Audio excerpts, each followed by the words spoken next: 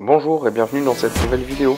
Aujourd'hui je vais vous montrer comment préparer le corps et le manche de ce kit SGR Leventon, comment le teinter et comment faire une finition. Allez, c'est parti. Donc je commence par poncer le corps avec ma ponceuse, j'utilise du grain 80, cela va me permettre d'enlever le fondure qui est mis sur le corps pour pouvoir faire une teinture sur le bois.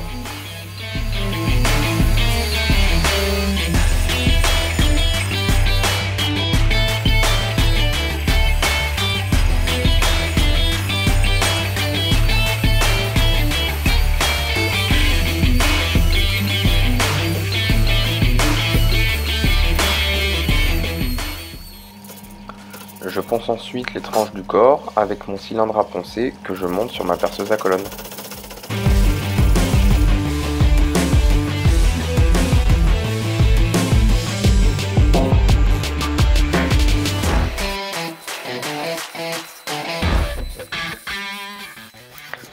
Toujours avec du papier à poncer grain 80, je ponce ensuite les chanfreins du corps.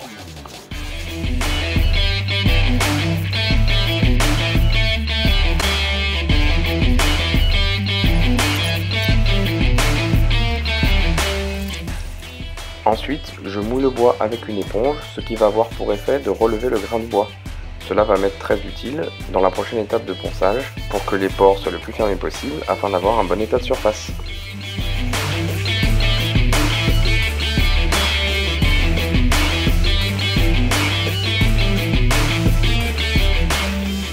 Une fois que le bois a séché et que les fibres du bois sont bien relevées, je recommence les étapes de ponçage avec du grain 120 cette fois-ci.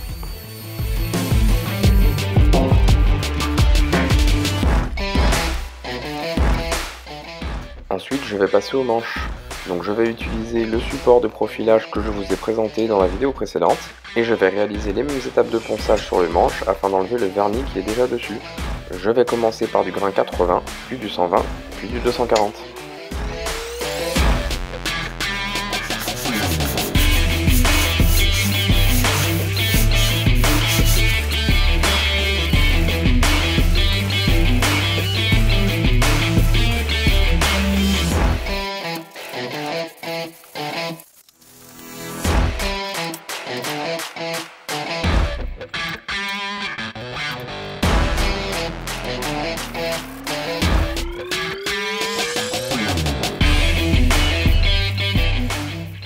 Et voilà maintenant le manche en gros plan sur le support de reprofilage, le ponçage étant terminé.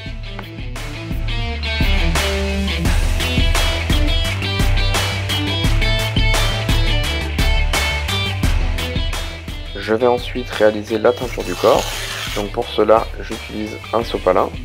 Pour la teinture, je vais utiliser une teinture à base d'eau de couleur Cherry Red, la couleur originale des Gibson SG, que j'ai acheté chez Crimson Guitar.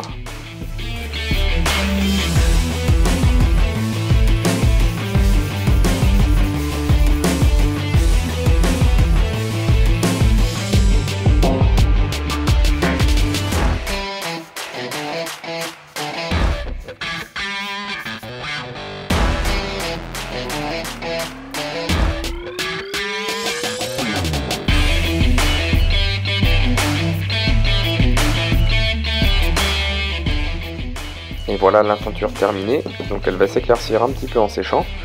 Pour cette étape, je vous conseille quand même de mettre des gants, parce que là je n'en avais pas mis, et j'en ai vraiment partout.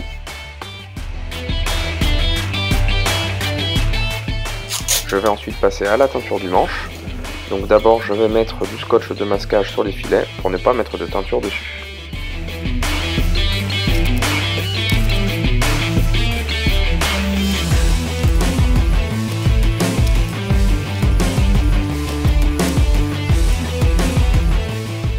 Donc pour teindre le manche, je vais faire exactement comme pour le corps. On va voir que sur le talon, il y a des zones un petit peu plus claires. Cela arrive parce que je n'ai pas assez poncé, il reste donc un petit peu de fondure sur cette zone et la teinture n'arrive pas à imprégner le bois. Donc vous pouvez éviter cela en prenant bien votre temps pour poncer. Et lorsque vous mouillez le bois pour relever les fibres du bois, normalement vous devriez voir ces zones où il reste encore un peu de fondure.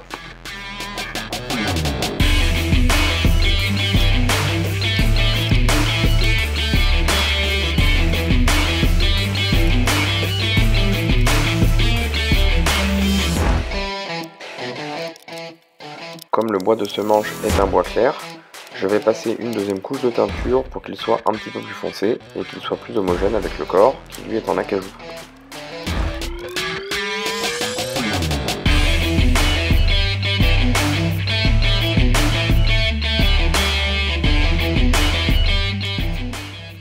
J'enlève ensuite le scotch de masquage du manche.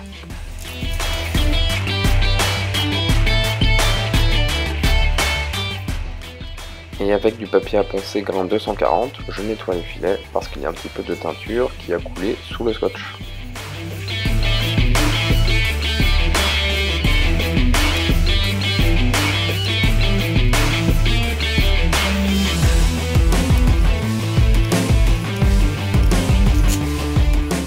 Je vais ensuite peindre le dessus de la tête en noir avec une bombe aérosol. Donc je vais mettre un petit peu de scotch de masquage sur le sillet pour le protéger. Je vais aussi en mettre sur les tranches de la tête.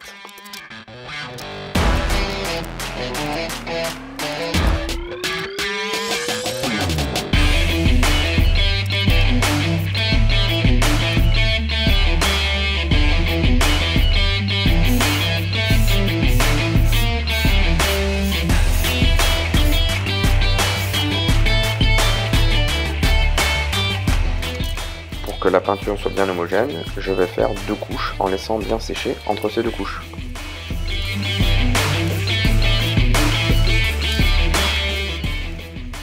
Je peux ensuite commencer la finition en mettant une couche de True Oil que j'applique avec un morceau de t-shirt que j'ai plié en plusieurs morceaux.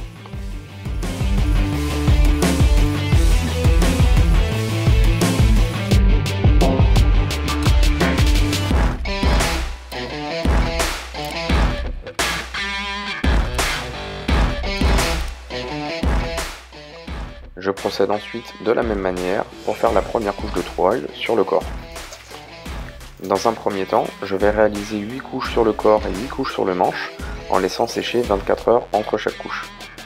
Ensuite, je vais continuer à faire d'autres couches de True Oil, en ponçant entre les couches pour avoir un état de surface vraiment nickel. Je vais vous montrer ça plus tard dans la vidéo.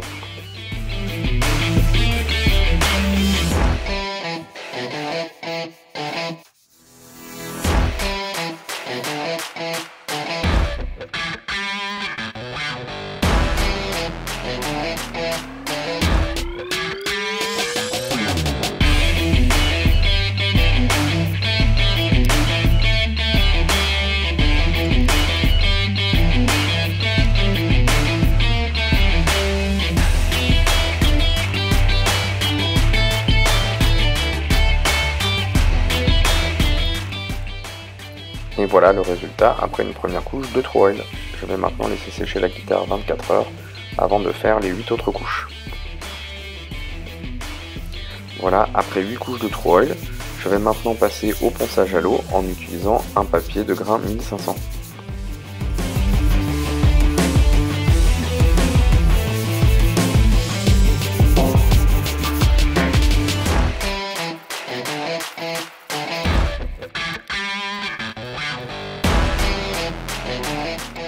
Une fois que j'ai poncé le corps, je réalise aussi un ponçage à l'eau au grain 1500 sur le manche.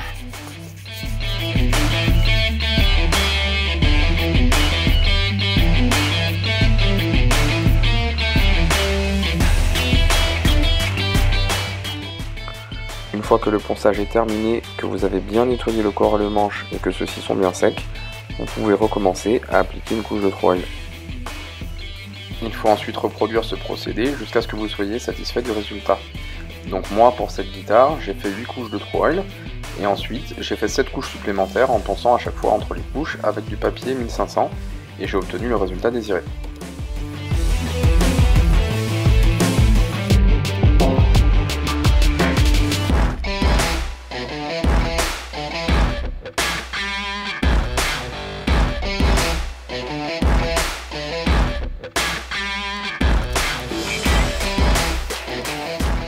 Donc voilà, après un total de 15 couches de True Oil, je réalise un dernier ponçage à l'eau au grain 1500.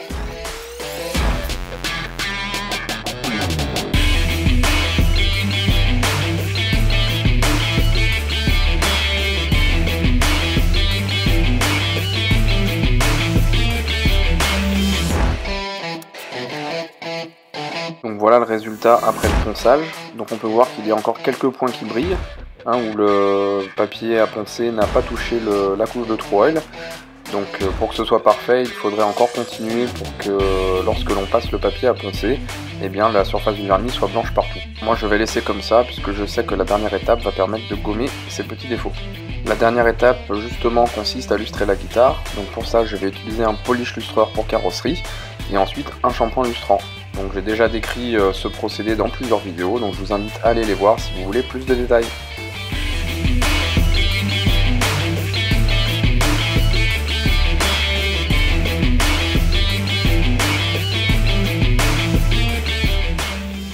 Donc vous pouvez arrêter de passer le polish quand vous êtes satisfait du résultat et ensuite vous passez au shampoing.